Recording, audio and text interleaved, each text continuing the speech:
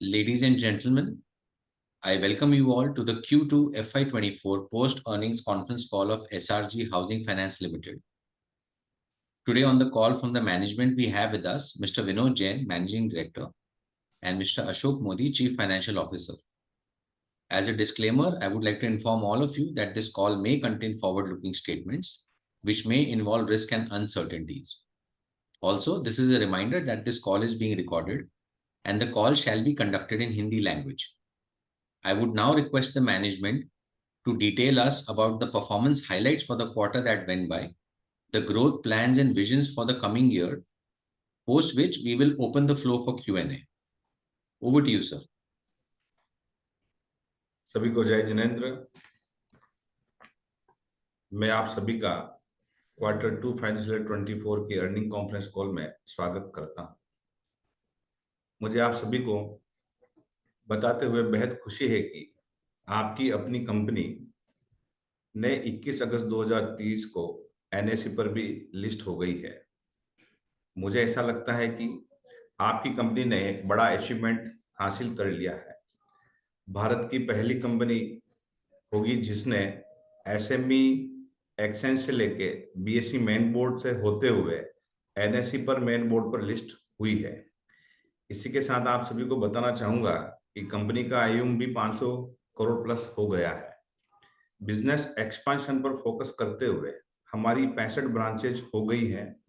इस वर्ष राजस्थान में 4 नई ब्रांच शुरू की है।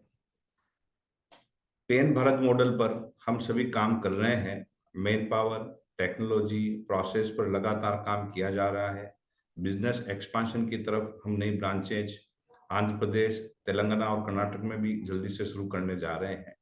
साथ ही मुंबई में अप्रैल नेक्स्ट ईयर से हम ट्रेजरी और पेन इंडिया की बिजनेस टीम मुंबई से काम करेगी। इसी के साथ मैं फाइनेंशियल ईयर 23 के परफॉर्मेंस की बात करते हुए बताना चाहूंगा कि इस साल के QT का डिसबर्समेंट 37.03% की ग्रोथ के साथ 68.09 करोड़ रहा है, जो कि पिछले वर्ष Q2 में 49.69 करोड़ था। Q2 के दौरान लोन सैंक्शन 43.50% की ग्रोथ के साथ 73.86 करोड़ रहा है, जो कि पिछले Q2 में 51.47 करोड़ था। हमारी टोटल लोन बुक 39.28% की ग्रोथ के साथ Q2 में 515.38 करोड़ रही है, जो कि पिछले ईयर के Q2 में 370.03 करोड़ थी। Q2 में प्रॉफिट बिफोर टैक्स 19% की ग्रोथ के साथ 6.58 करोड़ रहा है, जो कि पिछले Q2 में 5.49 करोड़ था। पेट 20% की ग्रोथ के साथ 5.26 करोड़ रहा है, जो कि पिछले Q2 में 4.39 करोड़ था। टोटल इनकम 37.90% की ग्रोथ के साथ 31.20 करोड़ रही है, जो कि पिछले Q2 में 22.89 करोड़ थी। नेट इंटरेस्ट इनकम 37.90% की ग्रोथ के साथ 30.52 करोड़ रही है, जो कि पिछले Q2 में 10.85 करोड़ थी। इसी के साथ Q2 में net interest margin gross loan book का 2.73% रहा है। नेटवर्थ 143.37 करोड़ रही है। EPS 4.05 रहा है। फाइनेंशियल ईयर 23 में हाउसिंग लोन 64% और लैब 36% रहा है। सैलरीड लोन 24% और सेल्फ एम्प्लॉयड लोन 76% रहा है। हमारी 100% लोन बुक प्रॉपर्टी के साथ सिक्योर्ड है। हाउसिंग लोन बुक का एवरेज टिकट साइज 5.05% लेख रहा है और लैब की एवरेज टिकट साइज 10.47 लेख और एवरेज LTV 40% है। ग्रॉस NPA 2.40% रहा है और नेट NPA 0.56% रहा है। हाफ ईयरली में हमारी एवरेज बोरिंग कॉस्ट 11.13% रही है। कंपनी ने 11.55% का हेल्दी स्प्रेड मेंटेन किया है। फाइनेंशियल ईयर 24 में अब तक हमने टोटल 137.80 करोड़ का फंड रेज किया है। कुछ एग्जिस्टिंग लेंडर्स है और कुछ नए लेंडर्स भी साथ जुड़े हुए हैं। हमारे साथ नए लेंडर्स जुड़े हैं जिसमें एचडीएफसी बैंक, उत्कर्ष स्मॉल फाइनेंस बैंक रहे हैं। फाइनेंस कंपनी में हमारे बजाज फाइनेंस लिमिटेड रहे हैं, एचटीसीआई फाइनेंस लिमिटेड हमसे जुड़ा है, आईडीएफसी बैंक हमसे जुड़ा है। इस तरह से हाल ही में अभी Q3 में एलआईसी हाउसिंग से भी हमको नया सेंक्शन मिला है, जो कि जिसका टेन्योर 10 साल का है। कंपनी की लिक्विडिटी स्ट्रांग बनी हुई है, हमारी एलएम पोजीशन भी कंफर्टेबल रही है।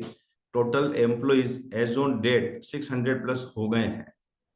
इसी के साथ मैं हमारे सभी एम्प्लॉइज का, बैंकर्स का, फाइनेंस इंस्टीट्यूशन का और आप सभी शेयर होल्डर्स का धन्यवाद करता हूं। एक बार फिर से आप सभी का धन्यवाद। अब आप जो भी प्रश्न पूछना चाहें पूछ सकते हैं। Thank you, sir. We'll open the floor for Q&A. Whoever wishes to ask a question may use the option of raise hand. In case there is a problem for raising hand at your end, you can message us on chat and we'll unmute.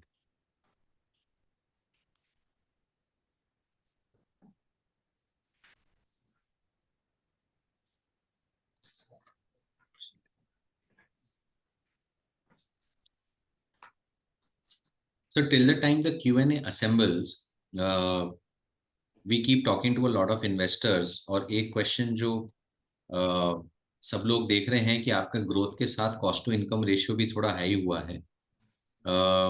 आपको कैसे लगता है कि ये cost to income ratio rationalise होगा and कब तक rationalise होएगा to lower levels? And AUM growth पे आपका क्या व्यू है सर यहाँ से? आपने 2-3 क्वेश्चन एक साथ में पूछे हैं सर। हाँ सर, वो रिलेटेड है इसके लिए। देखो, जब भी अगर अपन एक्सपांशन की तरफ जाएंगे तो आपका एक्सपेंसेस और कॉस्ट आपकी बढ़ेगी। अगर आपका एक्सपेंशन एक जगह जाके अगर रुक गया है तो आपकी चीजें नहीं। अभी हमने पिछले वर्ष में 25 नई ब्रांचें खोली, हमारी 37 थी, 25 वो खोली, 3 अभी खोली। हमारी तो 28 ब्रांचें नहीं खोलना, उसकी नई टीम को बनाना, चीजों का वो जो एक्सपेंसेस है वो रेगुलर बढ़ता है। जब अपना एयूम बढ़ेगा और जब अपना बिजनेस आगे बढ़ेगा तो उस बिजनेस के साथ में एक्सपेंशन वापस एक्सपेंस अपना कम होता है। और सबसे अच्छी खुशी की बात है कि अभी हमारा जो रन रेट है वो 20 से 25 करोड़ के बीच में हमारा एवरेज चलना चालू हो गया है।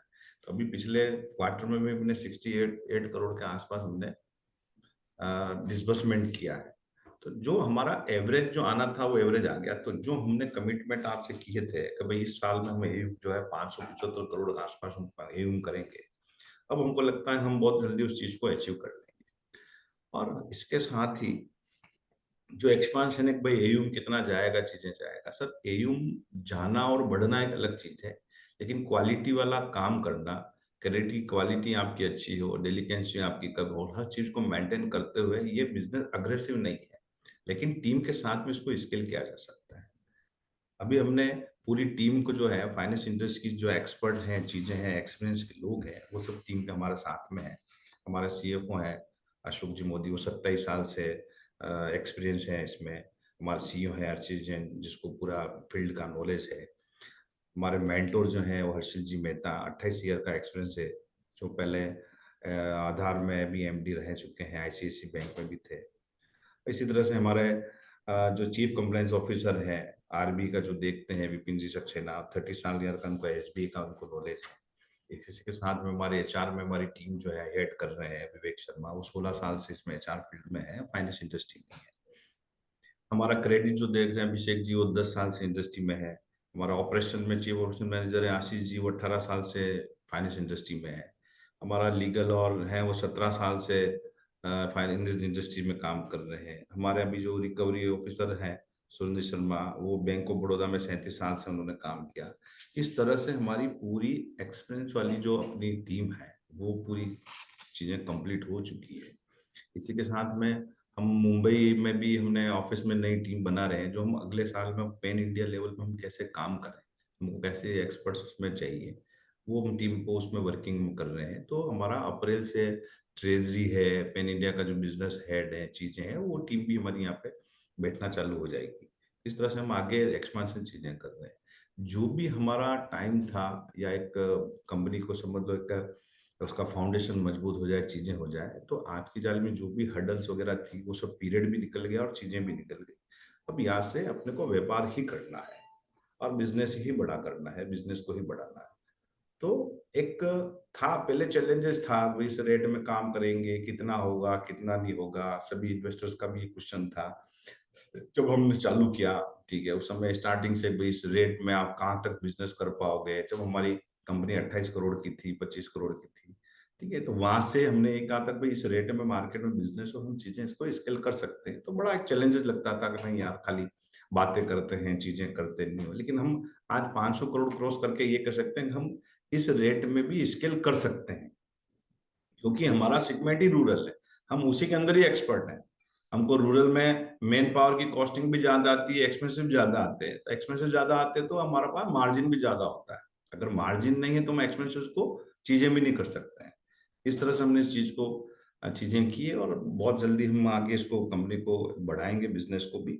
और नेक्स्ट ईयर का भी हमारा एम जो है 750 करोड़ से 1000 के बीच में टारगेट है, और उसको भी हम काफी समय से टाइम से हम उसको भी पूरा करेंगे। Sure, sir. So there is a question in chat from Arvind Kumar. Ji Great results, great disbursements. What is the 5-year vision, sir? Sir, अगर मैं खुद अगर बॉम्बे में अगर महीने 15 दिन में बॉम्बे रहता हूँ अभी और यहीं से मैं काम कर रहा हूँ, तो विजन तो छोटा है नहीं, विजन तो बड़ा ही है। जब बिजनेस टीम भी अगर बॉम्बे में बैठेगी, इतने एक्सपीरियंस लोग अपने साथ में है, इतने सालों का एक्सपीरियंस है, हमारे पास मेंटोर है, चीजें हैं, तो यहाँ से तो बड़ा ही विजन है। हम ये सोचते हैं सर, कम से कम अगले 5 सालों में जो आज है उससे 10 टाइम तो ग्रोथ कम से कम होनी चाहिए। ऐसा हम विजन लेके चल रहे हैं और इसी तरह से हम काम कर रहे हैं। Sure, sir. We'll take the next question from Rupesh Tatia. Rupesh, you can unmute and ask your question. Hello hello sir, जय जिनेन्द्र। नमस्ते जय जितेंद्र जी। Congratulation sir for very good results. एक मेरा क्वेश्चन सर ये है कि राजस्थान में इलेक्शंस होने जा रहे हैं, तो पास्ट में जब कभी इलेक्शन होता है तो कुछ डिसबर्समेंट में या क्रेडिट क्वालिटी में कुछ इम्पैक्ट आता है कि ये हमारी सेगमेंट में ये कुछ इम्पैक्ट नहीं आता इसका? एक्चुअल में इलेक्शन का और इसका दोनों का कुछ चीजें ये जरूर है कि इलेक्शन के टाइम पे बिजनेस में डिस्बर्समेंट में समय लगता है, क्योंकि जितने भी गवर्नमेंट एम्प्लॉय हैं वो सब इलेक्शन में लग जाते हैं। तो जो हमारे यहाँ लीगल रिपोर्ट है और ये सब चीजें, ये सब स्लो हो जाती है जो गवर्नमेंट के रिलेटेड काम है। बाकी ऐसा कोई क्वालिटी वगैरह कोई ऐसा कोई दिक्कत नहीं होती। क्वालिटी तो जो आप मेंटेन करोगे उसी पे अपने को काम करना है। खाली ये एक प्रोसेस जो गवर्नमेंट के रिलेटेड है वो स्लो हो जाता है। जैसे लीगल रिपोर्ट के लिए क्या होता है कि रजिस्ट्री ऑफिस में हमको चीजें निकलवानी पड़ती है, वहां से डॉक्यूमेंट लेना पड़ता है, तो वो सब चीजें स्लो हो जाती है। रूरल में काम करते हैं तो अगर कोई ग्राम पंचायत से सर्टिफिकेट लेना है, कोई चीजें करनी, तो वो स्लो हो जाता है। पटवारी से कोई गिरदावरी लेनी है, कोई मिसल लेनी है, मिनट्स लेने हैं, तो उसमें समय लगता है। अच्छा, ओके, ओके सर। और आई मीन आपने ये बोला सर कि बहुत हमारी ब्रांचेस ओपन हो गई, अभी 37 से 65 हो गई। तो ये साल जैसे FY24 एंड तक कितनी हो जाएगी ब्रांचेस? सर, अभी हम 5 एक ब्रांच और चालू करेंगे। अभी हम 3 स्टेट में काम करना चाहते हैं साउथ में। तो अभी सबसे पहले हम कर्नाटका चालू कर रहे हैं, वो नेक्स्ट क्वार्टर में उसकी 3-4 ब्रांचें चालू हो जाएंगी। अच्छा, तो 70 जैसे हो जाएगा हाँ क्वार्टर बिल्कुल बिल्कुल। 4 एंड तक। बट ये जो हमारा कॉस्ट टू इनकम था सर, 55-57% का जो था, वो काफी 5-6% से बढ़ गया है। ये तो अपना वो जैसे अब सर, ये नेक्स्ट ईयर में जैसे सर अपना होगा ना, ब्रांच फुल स्विंग में जब चलती है तो अपना एकदम ये कम हो जाता है। तो ये साल जैसे समझ लो 60, एंड देन नेक्स्ट ईयर हम जो पास्ट में जितना करते थे उतना हो हाँ आ जाएगा जाएगा, उसका 4-5% कम हो जाएगा सर। नेक्स्ट ईयर तक। जी जी। अच्छा, ओके। एंड एक मतलब एक्चुअल में क्या हमेशा ही होता है, सवाल अगर रहता है सर कि एक्सपांशन आपका रेगुलर है तो आपकी कॉस्ट यही है जहाँ पे मेंटेन होगी। अगर अपन एक्सपांशन को रोक के और बिजनेस अपन करेंगे तो ये थोड़ा सा नीचे आ जाएगा। अगर अपन एक तरफ से ये सोचते हैं कि सर अगले 5 साल में क्या जाओगे, तो आपको रेगुलर एक्सपांशन करना है, रेगुलर आपको बिजनेस करना है, रेगुलर आपकी टीम आएगी, रेगुलर आपको ब्रांचें करनी है, तो वो 2-3% का ऊपर नीचे जिसमें चलेगा। नहीं सर, ग्रोथ का इतना क्लियर आपका एम्बिशन है तो ग्रो करना ही बेटर है। जस्ट थोड़ा मैनेज भी करना पड़ता है कि सस्टेनेबली हो जाए ग्रो। 100%, 100%। हाँ, profitability also I think we have to little bit think about. Profit तो तो ये, होना चाहिए, हाँ, सो ये प्रॉफिट के एक लिए हो गया काम सर। है। हाँ, सो ये एक हो गया। दूसरा सर कि आप मतलब अगर अगर कुछ पॉलिसी या बोर्ड की कुछ फिलोसफी बताएंगे कि कब कैपिटल रेज करेंगे, क्योंकि इक्विटी रेज हमें करनी पड़ेगी जिस तरह की ग्रोथ की हम बातें कर 100, रहे हैं। तो कुछ अगर पॉलिसी आप बता दें। सर अभी हम 50 करोड़ के साथ, 50 करोड़ के आसपास हम अभी इक्विटी रेज करेंगे, या तो इसी अच्छा, फाइनेंशियल ईयर में या अपना फर्स्ट सेकंड फाइनेंशियल ईयर तक करेंगे उसको। बट और मतलब वो काफी, क्या चीजें आप देखेंगे, क्योंकि आपकी कैपिटल एडिक्वेसी रेशियो तो काफी हाई है, 32% है। हमारा रिटर्न ऑन इक्विटी भी सही है, रिटर्न ऑन नहीं सर, एसेट वो भी सही है। 32% हाई नहीं है सर, वो एक्चुअल बैलेंस शीट की साइज बड़ी है। ठीक है, इक्विटी तो अभी हमने उसमें बढ़ाई नहीं है, अभी तक हमने बैलेंस शीट में जो हमारा पेट बन रहा है वही ऐड हो रहा है। जिस दिन इक्विटी इसमें ऐड हो जाएगी तो वो कम आ जाएगा। नहीं सर, सो जैसे आप मतलब काफी आरओए करते हैं तो 20% तो समझ लो कि ग्रोथ हम अपने आप से ही फंड कर सकते हैं। हाँ, 20% ग्रोथ के लिए हमें इक्विटी रेस करने की जरूरत नहीं है। जब only when the growth goes about 20% की, 30% ग्रो करना है, 35% ग्रोथ करना है, तभी इक्विटी रेस करनी पड़ेगी। तो नहीं, दोनों दोनों चीज ऐसा है ना सर, इक्विटी कब लेनी है, कब चीजें करनी है, आप जिस समय, ऐसा थोड़ी कोई लास्ट मोमेंट में आप इक्विटी के लिए जाओगे चीजें हो जाएगी, तो सब साथ साथ के प्रोसेस है। हाँ, ये तो सही अगर है, अपना प्लानिंग तो फ्यूचर आपको प्रोजेक्ट अपने हमेशा को करनी चाहिए तो अपने को पड़ेगी। इक्विटी चाहिए, क्यों? अगर हम अभी ले लेंगे तो वापस 2 साल तक हम इक्विटी नहीं लेंगे।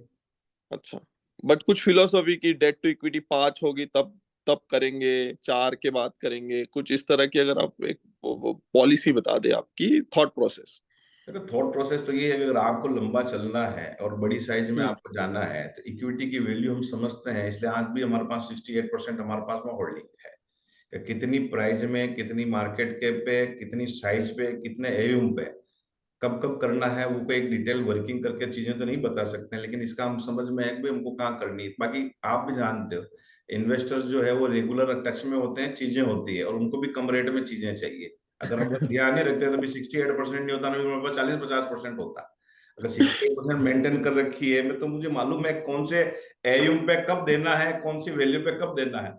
वो जब आप मिलोगे तब अपन वो डिस्कस करेंगे इस पर। अच्छा, ठीक है सर। और एक बस में भी आप थोड़ा एंड में बता दीजिए कि राजस्थान के बाहर जो नए स्टेट है उसमें एसेट क्वालिटी आपको कैसी नजर आ रही है? राजस्थान से बेटर है, राजस्थान से खराब है? और ओवरऑल 1-2 साल कैसी रहेगी चीजें आपके आपके व्यू में, क्योंकि जनरल इलेक्शन भी है तो ये थोड़ा देखो सेंसिटिव एक्चुअल में क्या सेगमेंट होता है। है ना, हाँ।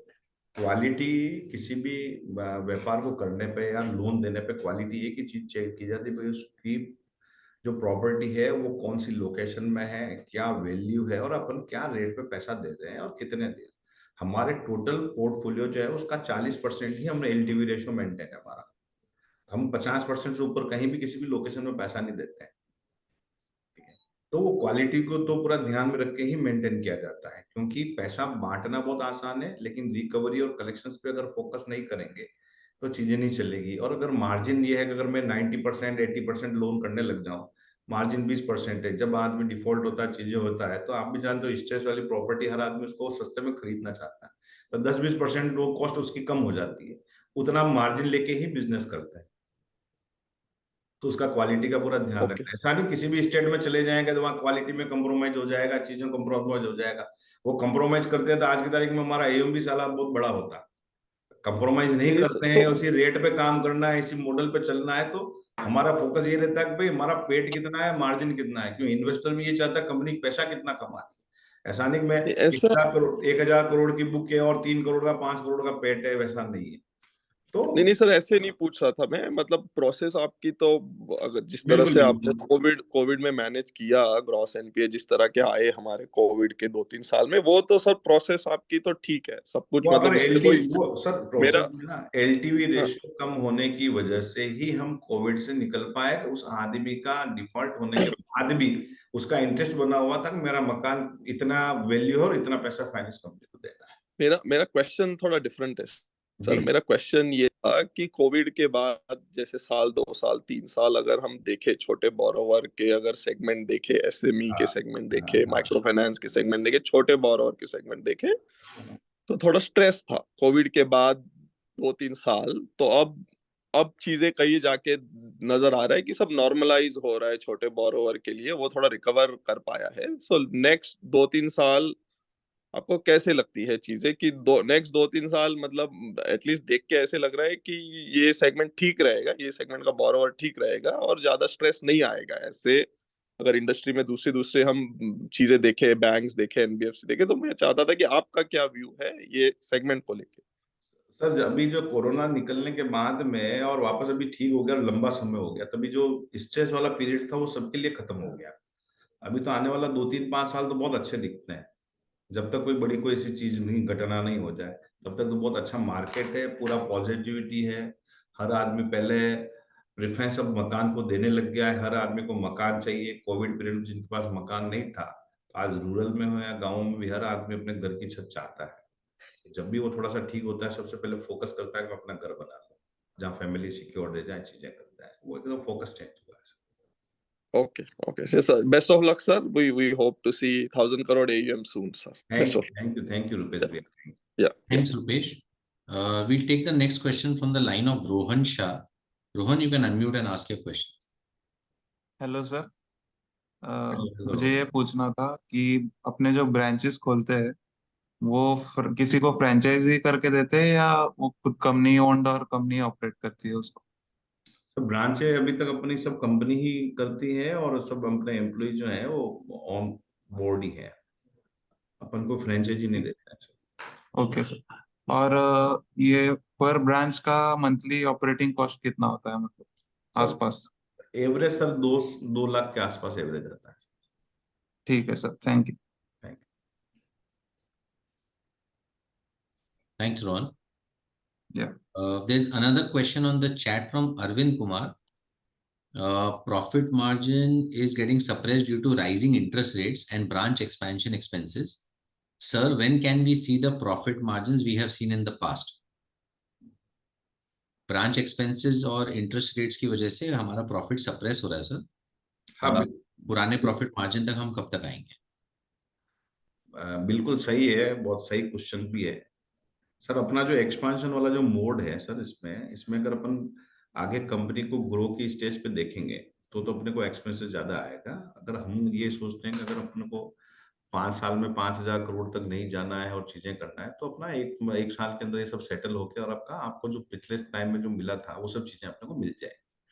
अगर कंटिन्यू ग्रो करना है, रेगुलर चीजें ग्रो करना है, तो थोड़ा सा इसको समय लगेगा। ज्यादा समय नहीं लगेगा लेकिन समय भी लगेगा, क्योंकि आप अभी जो टीम हायर कर रहे हो वो आप 5,000 करोड़ के अकॉर्डिंग आप अगर टीम लोगे, तो आप भी जानते हो सर आप मेन पावर की कॉस्टिंग क्या होती है। अगर मैं वही टीम 1,000 करोड़ के लिए देता हूँ, तो मेरे कोई टीम आज की तारीख में मुझे एक भी आदमी लेने की जरूरत नहीं है। अगर मैं एक्सपांशन पेन इंडिया लेवल पे सोचता हूँ तो मुझे टीम की जरूरत पड़ेगी, तो मेरा एक्सपेंसेस ज्यादा आएगा। तो उसमें हो सकता है अपने को नेक्स्ट ईयर में अपने को ये सब चीजें थोड़ा बहुत कम देखने को मिलेगा, और 1-2 साल के अंदर अपने को सब चीजें आपको उस पे आ जाएगी। तो 2 से 3 साल अपने को लगेंगे सर इसमें। तो चैट पे और एक क्वेश्चन आया है mister Prashant Galpadega. What is the NIM for the current quarter?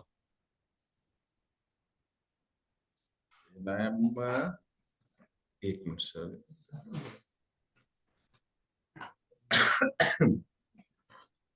अभी अपना एनआईएम है sir 2.73।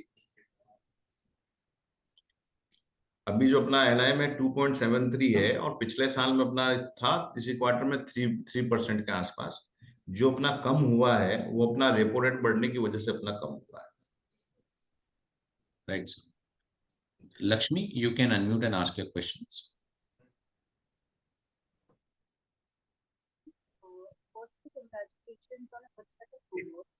Lakshmi, we can't hear you clearly. आवाज नहीं आ रही है।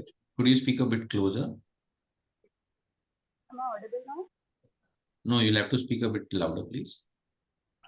Okay. Hello, sir. Am I audible now? Yeah. हाँ, yes yes. Yes. So, firstly, congratulations on a great set of numbers. Thank मेरा you. Question था कि sir अभी H1 FY 24 के लिए जो हमारा AUM डिसबर्समेंट का मिक्स है वो नए ब्रांचेस और जो पहले के ब्रांचेस है उसके कंटेक्स्ट में कैसा है? नहीं, अभी हमने उसको बाइफरकेशन करके तो अभी हमारे पास में हमने नहीं बनाया है, ठीक है ना। तो हमने दोनों मिक्स ही हमारा बना हुआ है। तो अभी हमारा एम जो है वो हमारा अभी अभी हमारा जो एम है वो मैं स्टेट वाइज जरूर बता सकता हूँ कि मेरा एम कैसे कैसे है। तो परसेंटेज वाइज अगर हम लेंगे तो राजस्थान में हमारा जो है वो 67% करीब है, 57% है। गुजरात में हमारा 31% है। एमपी में हमारा 12% करीब ओके सर। मेरा सेकंड क्वेश्चन ये है कि है। अभी जैसे सर आपने मुंबई में हमारा एक है ब्रांच, तो वैसे ही महाराष्ट्र में हम या और कोई स्टेट्स में हम और ब्रांचेस ओपन करने का हमारा क्या प्लान है? नेक्स्ट ईयर में महाराष्ट्र में है। महाराष्ट्र में हम विदर्भ में जा रहे हैं। विदर्भ में है और नासिक वाला जो बेल्ट है ये इधर पूना का जो सबब वाला एरिया है। क्यों हम मेन सिटी से हम रूरल में काम करते हैं तो अभी हमारा उस पर वर्किंग चल रही है। नेक्स्ट ईयर में महाराष्ट्र हम चालू करेंगे। Okay sir, one last question मुझे जी। पूछना था कि अभी सर जैसे कि कंपनी हम प्लान कर रहे हैं कि नेक्स्ट 12 to 18 मंथ्स अराउंड में हम एटलीस्ट 750 करोड़ का एयूएम अचीव करने का जो प्लान है, तो उस पे अभी कैसा है, आपका गाइडेंस क्या है? आराम से हो जाएगा उसको। अभी जो रन रेट अपन चल रहे हैं ना 20 करोड़ एवरेज के हिसाब से, तो उसके हिसाब से अपन 750 क्रॉस कर लेते हैं आराम से। अगर उसमें अपन और थोड़ा सा भी अगर अपना बढ़ेगा बिजनेस तो थोड़ा जल्दी अचीव कर लेंगे। तो और सर जो ओल्ड ब्रांचेस है उसका डिसबर्समेंट का कुछ गाइडेंस दे सकते तो आप? नहीं, अभी बाइफरकेशन हमने नहीं कर रखा है। वो आपको आप अलग से एक बार पूछ लेना विनय जी को, तो हम दे देंगे इनको डिटेल में। Thank you sir. सर इसके रिलेटेड एक क्वेश्चन पूछना चाहूंगा। जो जी। हमारे ओल्ड ब्रांचेस हैं, जो ओरिजिनल 37 ब्रांचेस या 35 ब्रांचेस थे हमारे, उसमें और कितना ग्रोथ पोटेंशियल है हमारे पास? सर एक्चुअल में नई ब्रांचेस जितनी भी है ना सर, का आज की तारीख में भी 70% जो बिजनेस है, ठीक है ना, 60 से 70% वो पुरानी ब्रांचों में होता है। नई ब्रांचों में तो अभी भी टीम जो है ना पूरी फुल फ्लैश पूरी टीम नहीं बनी है, ठीक है। तो अपना अभी 30 से 40% जो है वो नया ब्रांचों से बिजनेस आता है और 60% करीब जो है अपना पूरी ओल्ड ब्रांचेस से आता है। ओके। बट इस जो ओल्ड ब्रांचेस हैं आपके, जो 60-70% बिजनेस आ रहा है, हाँ। ये यहाँ से जैसे आप 500 ऑड करोड़ से 750-1000 करोड़ तक जा रहे हैं, तो ये ब्रांचेस और ज्यादा स्केल अप होने का अपॉर्चुनिटी है इनमें? 100%, 100% सर। Okay, okay, right. अपनी जो 65 ब्रांचेज जो अभी ब्रांचें हैं ना, अगर नई ब्रांच अगर अपन नहीं एक्सपांशन करते हैं तो भी इन्हीं ब्रांचों से अपन 1000 करोड़ का आराम से एम कर सकते हैं। बिजनेस में उनका है, ठीक है। लेकिन क्या है, साथ साथ में अपन जब नया टेरिटरी इसलिए देखना पड़ता है कि अपने को अगले 2 साल में कैसे एक्सपांशन करना है, कैसे चीजें करना है। तो साउथ अपन इसलिए अपन देख रहे हैं। साउथ अपन देख लेंगे, उसमें फुल फ्लैश अपन 1 साल बाद काम करेंगे, 2 साल बाद काम करेंगे। उस जब तक अपने को 1 साल का एक्सपीरियंस हो जाता है उस स्टेट में क्या पॉलिसी रखनी चाहिए, कैसे काम करना चाहिए, बिजनेस किया उसका डिलीक्वेंसी कितना आ रहा है नहीं आ रहा, चीजें नहीं आ रहा, तो वो अपने को समझने के लिए ज्यादा प्रॉपर रहता है। तो कहीं भी फुल फ्लैश काम करने के साल भर पहले अपन 2-4 ब्रांच डाल के अपन काम देखते हैं उसको। Sure, sure. We'll take the next question from the line of Kamlesh. Kamlesh, you can unmute and ask your questions. जय Jinendra sir, first of all congratulation, हमने एक नया माइलस्टोन अचीव किया है एयूएम 500 करोड़ का। Thank you, thank and you. जी sir, तो sir अभी अभी आपने अपने सुपुत्र को सीईओ अपॉइंट किया है, सो जी। उनका क्या रोल रहेगा एसआरजी में, एंड उसके बारे में आपको थोड़ा एक्सप्लेन कर पाएंगे? एक्चुअल में सर पिछले 5 साल से वो फील्ड में है। जो ओके। हमेशा महीने में 20-22 दिन वो फील्ड में रहता है, सभी ब्रांचों पे रहता है। तो नीचे जो हमारी जो टीम का जो गैप होता है, कोई ब्रांच मैनेजर है या नीचे फील्ड वाले हैं, उनकी कनेक्टिविटी हमेशा सीईओ से कम रहती है, बिजनेस हेड से कम रहती है, ठीक है। लेकिन उनसे जिन लोगों का साथ में काम करना, साथ में रहना, तभी नीचे की जो टीम है, ब्रांच मैनेजर है, नीचे फील्ड वाले लोग हैं, वो उनसे काफी ज्यादा कनेक्टेड है। वो उनसे बेटर काम करा सकते हैं, चीजें करा सकते हैं। तो वो अभी पूरा बिजनेस वाला पार्ट है वो देख रहे हैं। मैं पूरा फंड वाला है, मैनेजमेंट वाला पार्ट है, नई टीम बनानी है, नया एक्सपांशन करना है, वो चीजें मैं देख। अच्छा, ओके। सर मेरा दूसरा सवाल ये था कि जैसे हम साउथ साइड में भी हमारे ब्रांचेस ओपन कर रहे हैं, जी। तो जैसे हर ज्योग्राफी की अपनी एक बोरोइंग पैटर्न होती है, तो आप इसके बारे में क्या देखते हैं? उसका रिस्क ऑफ बोरोइंग क्या रहेगा उस रीजन का? इसके बारे में आपका क्या थॉट प्रोसेस है? देखो, हम पहले क्या है, अगर किसी भी स्टेट में जाने के पहले हम ये देखते हैं कि उस स्टेट में कितनी फाइनेंस कंपनियां हैं, हम जिस रेट पे काम करना चाह रहे हैं, हमारा प्रोडक्ट जो हमारा है उसके अंदर कितना वहाँ पे बिजनेस प्लान हो सकता है, वहाँ चीजें हमको मिलेगी कि नहीं मिलेगी, उसका हम पूरा सर्वे कराते हैं, पूरी बिजनेस बिजनेस रिपोर्ट बनाते हैं कि कौन से हमको क्लस्टर में जाना है, कहाँ हमको ब्रांच करना है, कितने किलोमीटर में खोल ली है, वहां पे कितनी गांवों में हम जा पाएंगे, कितना हमको बिजनेस मिलेगा, कितना नेगेटिव एरिया है, कितना पॉजिटिव एरिया है, फिर कौन सी कास्ट वहां पे ज्यादा से ज्यादा है, किसमें कितने लोन करने, कितने टिकट साइज करना, कितनी पॉपुलेशन में क्या करना, वो सब मुझे वर्किंग करने के बाद ही हम ब्रांच चालू करते ओके। तो एज ऑफ नाउ मतलब आपने कुछ जैसे रिपोर्ट वगैरह कुछ तैयार की है जिसके बारे में कुछ आप थोड़ा रोशनी दे पाए? हैं। वो सब इंटरनल रिपोर्ट होती है सर, उसको अपन दे नहीं सकते हैं इंटरनल रिपोर्ट। ओके। आप कभी आएंगे तो आपको बता देंगे उसमें। जी जी सर, ओके। और सर मैं दूसरा ये पूछना चाहता था कि अभी अपकमिंग जैसे राजस्थान में भी इलेक्शन आने वाले हैं, लोकसभा के भी इलेक्शंस है, तो उसमें हमारे जो डिसबर्समेंट में जो ग्रोथ है और जो लेंडिंग में ग्रोथ है, उसमें आप कुछ स्लो डाउन देख रहे हैं या फिर इसके बारे में कुछ बता पाएंगे आप? नहीं, वो तो देखो थोड़ा बहुत स्लो होता है, लेकिन ये है कि अभी बिजनेस में अभी भी हमारे पास में 60-70 करोड़ रुपए हमारे पास में सैंक्शन हमने कर चुके हैं, अभी पड़ा है हमारे पास में, उस पर वर्किंग चल रही है वो। तो इसमें ऐसा नहीं है कोई बिजनेस कम हो जाता है, खाली प्रोसेस थोड़ा स्लो हो जाता है, तो उससे टेट का टाइम पीरियड थोड़ा सा ज्यादा लग जाता है। अब जैसे अभी चुनाव इलेक्शन तो 20-25 तारीख तक जो है वो गवर्नमेंट डिपार्टमेंट जो हमको सपोर्ट चाहिए वो कम मिलेगा, लेकिन जैसे इलेक्शन ओके। खत्म हो जाएगा वापस चालू हो जाएगा। अच्छा। सर और एक जनरल क्वेश्चन था कि जनरली हम देखते हैं कि विलेजेस में जब घर वगैरह हम बनाते हैं तब जनरली रिलेटिव से फंडिंग ली जाती है या फिर फ्रेंड से फंडिंग ली जाती है। तो और जब सिटीज में देखते हैं, जब घर लेने की बात आती है, तब वो बैंक की तरफ देखते हैं कि एक हाउसिंग लोन मिल जाए।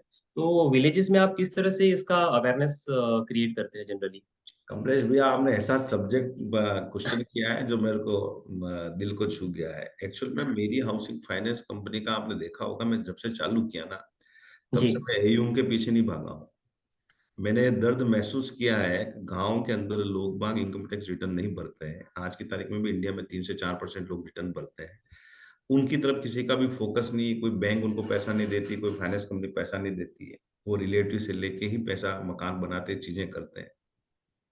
जी और जो रिलेटिव और उनका जो एहसान के तले जो दबते हैं, उसका जो दर्द है वही समझ सकता है कि उसको कैसे कैसे चीजें होती है।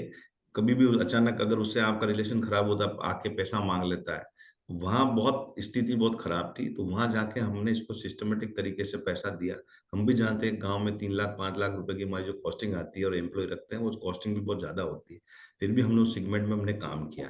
ठीक है, उनको रेट ऑफ इंटरेस्ट वहाँ साहूकार में 5% 10% ब्याज लेते थे, चीजें करते थे। आज की तारीख में हम उन लोगों को नए सिस्टम में और एक दुनिया से जोड़ने में उनको ला रहे हैं, सिस्टमेटिक उसमें वर्टिकल कर रहे हैं। तो आज की तारीख में कोई भी कंपनी इतनी हिम्मत नहीं करती है कि रूरल में जाके काम करे और चीजें करे, उसको तो लगता है जो अच्छा बिजनेस है वो कर ले, लेकिन उनकी तकलीफ समझने के बाद में जो दुआ देते हैं, जो चीजें करते हैं, जो हमसे जुड़े हुए हैं, चीजें करते हैं। आज ऐसा थोड़ी हमारा कोई फटाफट कोई ज्यादा एक बार आदमी लोन लेता है तो कंटिन्यू जुड़ा रहता है, रेफरेंस से हमारे बिजनेस आकर चीजें आती है, इसलिए हमारी ये स्ट्रेंथ है कि वो उन चीजों को जी भूलते नहीं है। सिटी के अंदर वो चीजें नहीं है, वहाँ इमोशन होता है।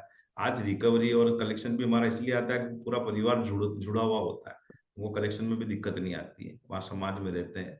यही चीजें देख के हमने रूरल में काम किया है। और आप जो कह रहे हो बिल्कुल सही है, अब आज का जमाना में ये नहीं रहा, आज किसी पे भरोसा नहीं है, तो न तो दोस्त पैसा देता है, ना परिवार वाले पैसा देता जी है, खाली एसआरजी है वही पैसा देता है कंपनी। जी सर, धन्यवाद सर इस पे थोड़ी रोशनी डालने के लिए। बहुत बहुत थैंक धन्यवाद। You, thank you Kamlesh. Thank you, Kamlesh. So there's another question in the chat from Mr. Arvind Kumar. Are you planning to open branches in South India, but why are you not entering into Kerala state? नहीं, केरला में ही नहीं sir, हम कर्नाटका में जा रहे हैं, तेलंगाना में जाएंगे और आंध्र प्रदेश में जाएंगे। सर वो वही पूछना चाह रहे हैं कि आप केरला में क्यों नहीं जा रहे हैं? पर केरला में तो अपन रोज ही देखते हैं वहाँ कितनी धाम धूम हो रही है, तो भी केरला में हिम्मत नहीं जाने की सर। और कम्युनिटी जहाँ ज्यादा है किसी भी कास्ट की तो वहां पे हम नहीं जाते हैं। जहाँ कम्युनिटी मिक्स है, जहाँ परसेंटेज सबका बटा हुआ है, वहीं हम काम करते Right. Anybody else who wishes to ask a question, please use the option of raise hand. Kalpesh, you can go ahead and ask a question. Kalpesh Mahajan. Hello sir. हैं। हेलो कल्पेश जी। हाँ, कॉन्ग्रेचुलेशन सर, अच्छे number आए। Thank अपना you. Business sir Rajasthan और गुजरात में बहुत बढ़िया कर रहा है, लेकिन एमपी में इतने नंबर्स नहीं आ रहे एमपी से, तो उसका क्या रीजन है? एक्चुअल में क्या है सर का, गुजरात जो है वो डेवलप एरिया ज्यादा है। गुजरात के जितने भी गांव हैं वो भी डेवलप है। आपको गांव भी जाओगे तो आपको रोड्स वगैरह, इंफ्रास्ट्रक्चर वगैरह सब मजबूत लगेगा। ठीक है, वो एमपी में कम है। ठीक है, तो हमारा फोकस जहाँ से अच्छी क्वालिटी का बिजनेस मिलता है वहाँ हम ज्यादा टीम बढ़ा लेते हैं, ज्यादा काम कर लेते हैं। ऐसा नहीं कि एमपी में काम नहीं करते हैं, तो यहाँ से हमको ज्यादा मिला तो हमने यहाँ पे ज्यादा काम कर दिया। ओके। वैसा कोई रीजन नहीं है कि वहां पे कम क्यों ज्यादा है। एक्सपेंशन किया हुआ हमने अहमदाबाद में, ज्यादा किया एक्सपेंशन, तो यहाँ से बिजनेस हमको अच्छा मिला। और वहां पे काम भी फास्ट है, जुडिशरी का भी फास्ट है, हमारा पंचायत का वगैरह भी फास्ट है। वहां पे डॉक्यूमेंट भी जल्दी मिल जाते हैं, सब चीजें भी जल्दी हो जाती है। ओके। ओके। जो एमपी में टेट लगता है, एमपी का लैंड लॉ वगैरह सब थोड़े सिस्टमेटिक नहीं है, तो उसमें समय ज्यादा लगता है। और यहाँ का हमारा कम टेट में जल्दी काम हो जाता है। अच्छा, okay. Thank you sir. Thanks. Thanks, Kalpesh. We'll take the next question from Aditya Doshi. Aditya, you can unmute and ask your questions. Hello sir, congratulations, काफी अच्छा रिजल्ट दिया आपने। सर मेरा क्वेश्चन आपके बीटी आउट के ऊपर है। अगर हम इंडस्ट्री देखें तो काफी कॉम्पिटिटर्स को बीटी आउट में ये स्पेसिफिक क्वार्टर के लिए थोड़ा प्रेशर बढ़ा है। यूजुअली तो चलता रहता है, बट आपका इसमें क्या एक्सपीरियंस है? और दूसरा सर, अभी हम जैसे ग्रो कर रहे हैं, तो जैसे अपना क्रेडिट रेटिंग भी इम्प्रूव होगा, सो आपकी क्या थॉट प्रोसेस है? कॉस्ट ऑफ बोरिंग्स और कम होगा तो आप यील्ड भी थोड़ा पास ऑन करना चाहोगे, वो बेनिफिट भी थोड़ा बोरोवर को पास ऑन करना चाहेंगे या नहीं? ये आदित्य जी, आपका क्वेश्चन बहुत अच्छा है। देखो क्या सर, आप भी जानते हो अगर कोई भी आदमी, हम जिस रेट पे काम कर रहे हैं, ठीक है, तो एवरेज हमारा 10% करीब हमारा बीटी होता है, लेकिन 90% करीब रहता है। और दूसरी फाइनेंस कंपनियों का भी बीटी हमारे यहाँ पे होता है, तो सेटअप होके 2-5% का ही डिफरेंस रहता है। दूसरा, रेटिंग एजेंसी जो है, उनका रेटिंग एजेंसी का एक क्राइटेरिया है, वो 500 करोड़ के नीचे जो है वो त्रिबल बी देंगे, 500-700 करोड़ के आसपास त्रिबल बी प्लस देंगे, और 700 से 1000 करोड़ के आसपास जाके ही वो ए रेटिंग देते हैं। अब चाहे उसमें आपको 1 साल लगे, 2 साल लगे या 3 साल लगे, ठीक है, तो उतना टाइम उसमें चीजों में लगता है। तो रेटिंग जैसे ही बढ़ेगी तब से हमारी बोरोइंग कॉस्ट भी बढ़ेगी। लेकिन फिर भी हम ये कहते हैं, कभी रेपो रेट बढ़ने के बाद, सब चीजों की हाई रेट बनने के बाद भी हमारा अभी बोरोइंग जो हमने नया लिए हैं, लोन लिए हैं, वो 11% के आसपास ही लिया है। हम कल ही हमारा जो ILSC का है वो 11-11 पॉइंट आया है, 11.5। तो हमारा वो एवरेज जो आ रहा है वो 11-11.25 के आसपास ही हमारा आ रहा है। और पहले भी हमारा जो था वो 10.5 से 11 के बीच में रहता था। रेपो रेट इतनी बढ़ने के बाद भी उसको मेंटेन कर रखा। Thank you sir, congratulations and all the best. Thank you. So since there are no further questions, would you like to give some closing comments so we can end this con call? बस अब मैं सभी को, investors को बहुत बहुत धन्यवाद देता हूँ कि आपका जिस तरह से सहयोग और सपोर्ट बना है कंपनी को आगे लेने के लिए, और आपका जो एक फेथ बना हुआ है वो हम उसको हमेशा मेंटेन करेंगे, और आपकी किसी भी चीजों पे, उम्मीदों पे हम खरे उतरेंगे। हो सकता है थोड़ा हमको समय आगे पीछे लग जाए, लेकिन ये है कि हम उन चीजों को जरूर पूरी करेंगे। सेकंड जनरेशन भी मेरी इसी बिजनेस में है, चीजें में है। हमारा कोई शॉर्ट टर्म प्रोग्राम नहीं है, हम लॉन्ग टर्म ही बढ़ेंगे। और आपको इंडिया की 10 टॉप हाउसिंग फाइनेंस कंपनी में आप बहुत जल्दी देखेंगे, हम उसमें हमारा नाम अंकित करेंगे। वहां तक हम काम इसको जरूर करेंगे चीजें, और आपका साथ इसी तरह से बना रहे और आपका ट्रस्ट इसी तरह से बना रहे। थैंक यू, धन्यवाद। Thank you, sir. That brings us to the end of this conference call. We thank the management for giving their valuable time for the call. And thank you to all the participants for joining us on the call. Thank you, sir.